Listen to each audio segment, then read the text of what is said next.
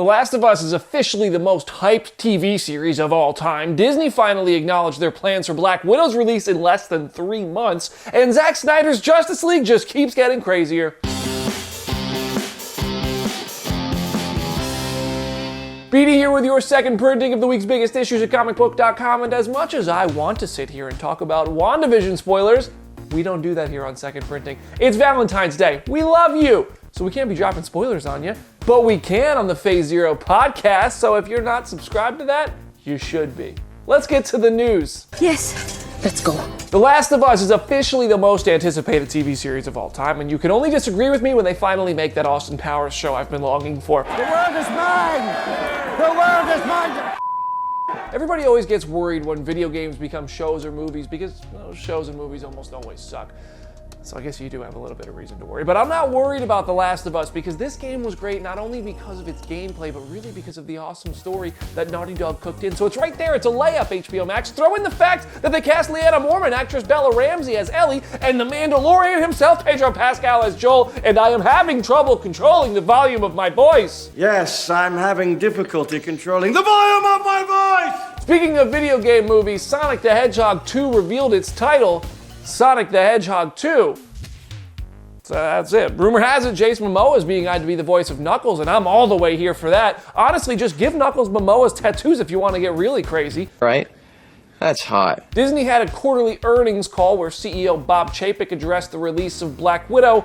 We all want to know what's going to happen, and they're saying they're still ready to go on May 7th exclusively in theaters. Now, I don't know if Disney knows something we don't, but hopefully this is an indication, a sign of hope that we'll be back in theaters and back to some sort of normal by that time in May. They did admit they are flexible about the release strategy and will keep monitoring all of the things necessary to make this decision. More Marvel, Keanu Reeves was reportedly offered the role of Kraven the Hunter in Sony's SpiderMan spin-off movie, and I can tell you this, I heard he passed on it.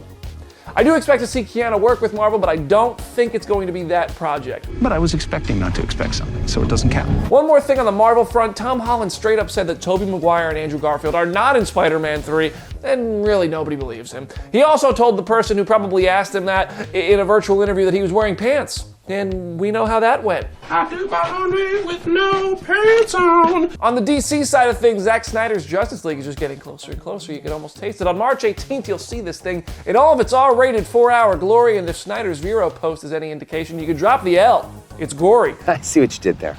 But hell, if you're not excited to finally see Black Suit Superman in action, then I just don't know what to tell you. Plus, Jared Leto's Joker is back, and he either covered his tattoos with some white makeup or he went through one hell of a tattoo removal process.